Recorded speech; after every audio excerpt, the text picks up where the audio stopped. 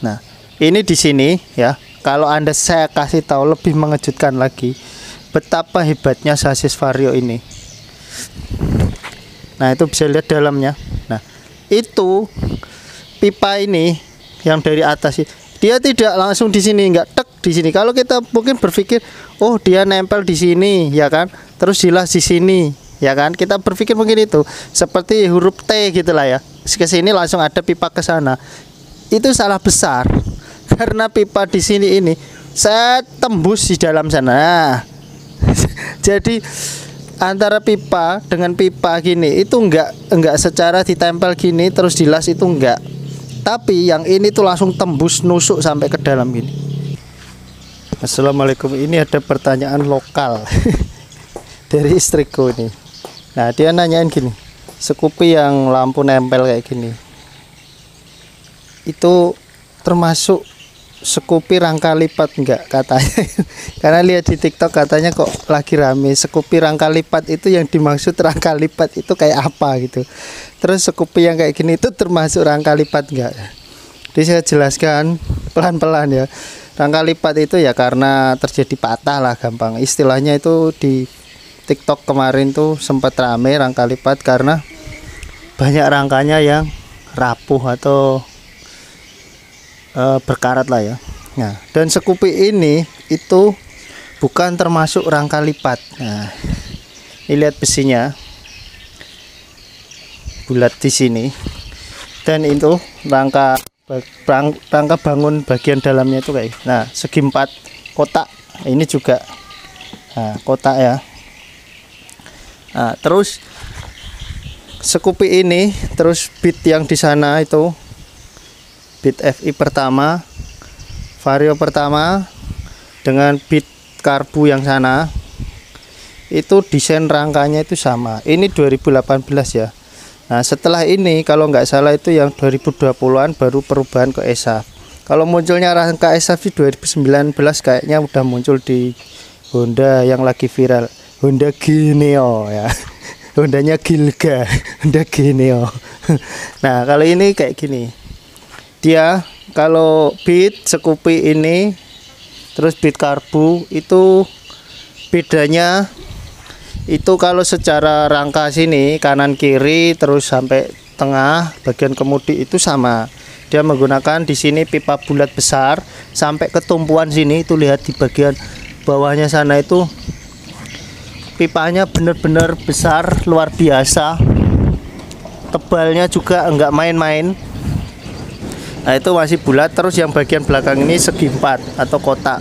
Nah, untuk pijakannya di sini itu ada pipa bulat lagi ini loh. Pipa bulat ini dia melengkung ke sini, langsung ke bagian sini, sambungan disambung ditempel di sini. Kalau yang Vario sana itu berbeda. Kalau bit Scoopy itu sama. Kalau yang Vario pertama ini lebih hebat lagi konstruksinya.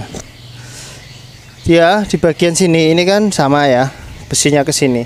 Nah, dia ada palangan besi bulat yang dipalangkan ke sana, kayak dibikin bentuk sisir, terus dia dikasih plat di sini untuk bagian pijakannya. Jadi kalau dikasih galon atau LPG atau apa itu dijamin kuat kalau Vario yang pertama kayak gini. Dan ampuhnya lagi di bagian pijakan ini ya, itu dia nggak hanya nempel atau dilas di bodi sasis, enggak. Nah, lihat ya teman-teman, bisa lihat ini pijakannya. Ini pijakan, itu pijakan. Jadi pijakan ini itu ditempel di sini, dan besi yang ditempel di sini itu dia nggak cuma ditempel di sasis ini, tapi dia ditembusin ya. Ini sasis besi itu ada yang masuk ke dalam pipa ini, masuk ke sana, dilas di sini dan di sini. Itu ada 2. Nah, kelihatan ya, ini titik untuk pijakannya. Jadi tembusin ke sana baru ke pijakan bawah. Wah, ampuh kan? Ini desain yang menurut saya arsiteknya benar-benar jos. Dia tidak hanya ditempel di, kadang motor sekarang kan cuma ditempel-tempel. Nah, kalau ini ibu istrimu lebih dari sekintal, kuat. Nah, dan yang bikin saya kecewa dengan desain yang sekarang, ya agak kecewa sih, itu gini. Dulu saya pernah mengomentari bahwa Scoopy ini itu peleknya made in China. saya berharap ada pembuatan velg made in Indonesia, karena mungkin bisa apa ya, nggak perlulah kita impor dari Cina, wong Indonesia bisa bikin kok, kan kayak gitu ya. Nah, langkah baiknya kan dibikin di Indonesia, dibikin dalam negeri ya. Di Indonesia kan masih banyak yang butuh pekerjaan, pikir saya seperti itu. Tapi kenyataannya di Scoopy sekarang dia made in Indonesia tapi rapuh, nggak sekuat made in China. Gimana sih? Nanti saya akan lanjut ke sana itu aja, atau bit sana. Kenapa kok beda dengan Scoopy yang rangka ESAF? Nah ini Kang Bro, saya contohin motor Vario ini, saya robohkan ya motornya. Nah teman-teman bisa lihat ya, titik terendah di motor ini itu di bagian sini ya kan. Ini Vario, ini yang desainnya sama kayak motor pendahulunya sebelum muncul yang ESAF itu. Nah, titik terendahnya kan di sini. Nah seperti yang saya bilang tadi, bahwa kalau rangka ESAF itu kayak gini, ini lurus di sini, terus ada sasis dari sini tek, jadi tumpuan paling rendahnya itu di sambungan lasnya ya kan. Nah kalau ini lihat, nah walaupun bodinya seperti ini ya kan, kita berpikir mungkin oh sasisnya mengikuti ini, padahal enggak. Titik terendahnya di sini, tapi sasisnya melengkungnya udah di sini. Kita bongkarkan ya. Nah kayak gini. Nah jadi titik terendahnya kalau di bodi itu di sini. Misal ada air atau ada apa, itu dia ke sini.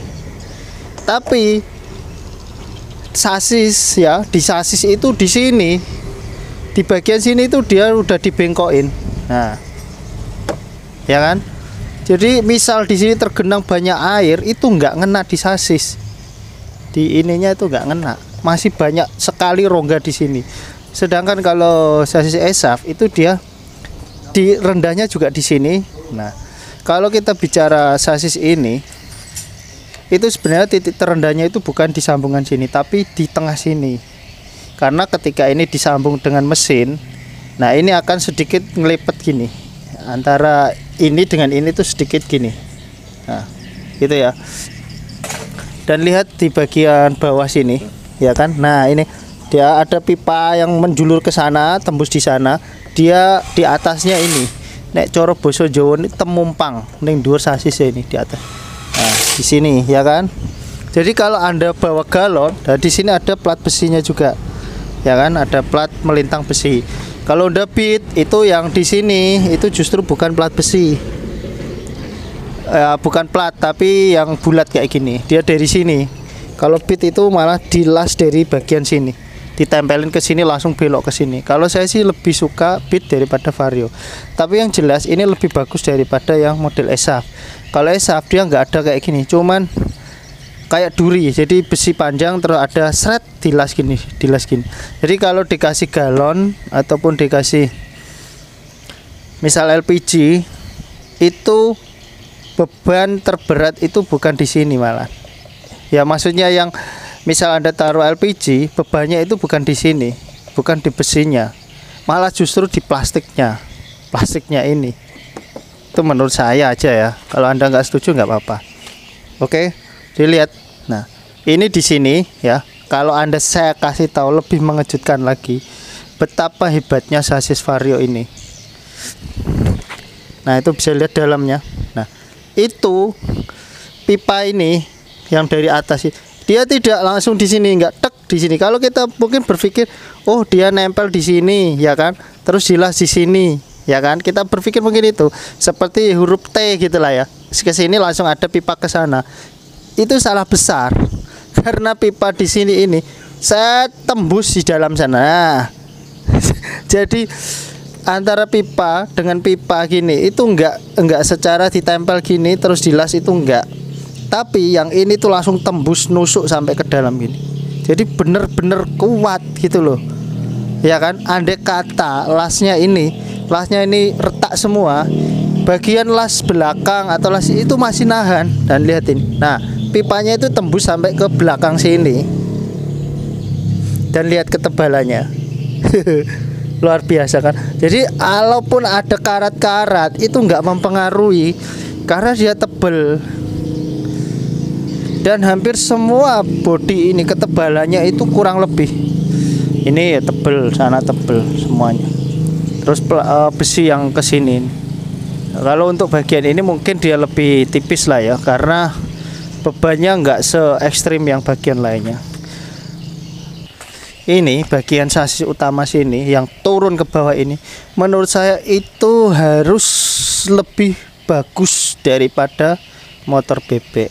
Itu menurut saya harus lebih bagus daripada motor bebek, bukannya lebih jelek, karena posisinya dia di bawah, ya kan? Sedangkan motor bebek sasisnya di atas.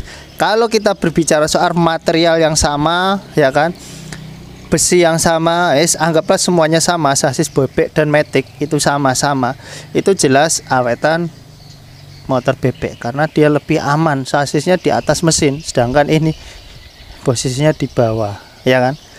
Itu kenapa saya bilang nggak fair antara motor matic dengan motor bebek. Nah, kalau masalah manuver dan lain-lain, menurut saya itu bukan soal sasis ya, sasis tetap berpengaruh ringan ya. Tapi lebih kalau saya mengamati sebagai mekanik itu lebih ke ini loh. Nah, ini lengan ayunnya ini, dia posisinya di bawah dan ini gampang nggak stabilnya. Nah, ini menurut saya aja ya, ini menurut saya. Dan kalau yang ESAF sekarang itu kan dia di atas di sini. Jadi bisa dibilang kayak motor bebek lah. Mesin yang gendong sasis. Jadi dia pakai manuver enak. Jadi motor matic, tapi kalau dipakai manuver, pakai akselerasi itu rasanya kayak motor bebek. Nah, itu menurut saya matic yang generasi sekarang itu bedanya seperti itu. Jadi kalau sasis ESAF ya katanya itu canggih, saya kurang setuju sebagai mekanik amatiran yang tiap hari kerjanya bongkar pasang mesin kayak gini. Itu saya sangat nggak setuju. Kalau ada yang bilang sasis ESAF itu canggih, nggak setuju ya. Kalau menurutku sasis ESAF itu memang penemuan. Sasis ESAF itu inovasi menurutku. Tapi kalau dibilang lebih canggih atau lebih kuat, jelas-jelas nggak setuju ya. Dinilai dari apanya sasis ESAF itu dibilang kuat, dibilang canggih, materialnya bla bla bla bla.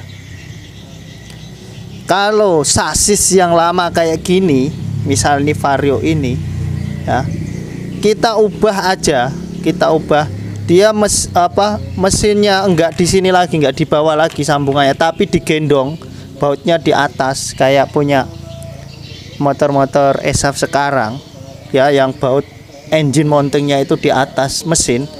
Itu saya yakin walaupun sasis seperti ini dia tetap stabil. Itu menurut saya aja ya. Jadi ESAF itu menurut saya inovasi. Inovasinya lebih tepatnya inovasinya Honda. Dan itu tidak bersahabat, bisa dibilang seperti itu. Tidak ramah untuk masyarakat luas. Ya. Mungkin dia membuat seperti itu biar lebih bahan baku lebih apa ya, bisa dibilang lebih irit, tapi tidak mengurangi kualitas. Tapi ya tetap itu tidak ramah untuk masyarakat luas, itu enggak ramah. Masih kuatan yang kayak gini. Ini motor nggak pernah dicuci. Saya yakin karena orangnya sendiri sering cerita, motor ini mas mungkin setahun sekali belum pernah dicuci. Yang nyuci itu alam, yang nyuci itu hujan. Karena motor-motor kayak gini di sini itu dipakai ke ladang, ke sawit, ke kebun kayak gitu ya. Dan motor kayak gini itu nggak pernah masuk rumah. Dia letaknya paling ditaruh di luar. Kalau ini dimasukkan rumah, kotor semua keramiknya. Ini ditaruh di luar, didongkrok-dongkrokin di pinggir jalan kayak gitu, di pinggir rumah kayak. Dia nggak pernah masuk. Tapi apakah sasisnya rusak? Enggak. Kuat-kuat aja. Lebih baik apa adanya. Kalau kita itu gagal, gitu aja. Apa salahnya? Lebih baik mengakui kegagalan daripada mencari kesalahan orang lain. Gitu aja. Wassalamualaikum.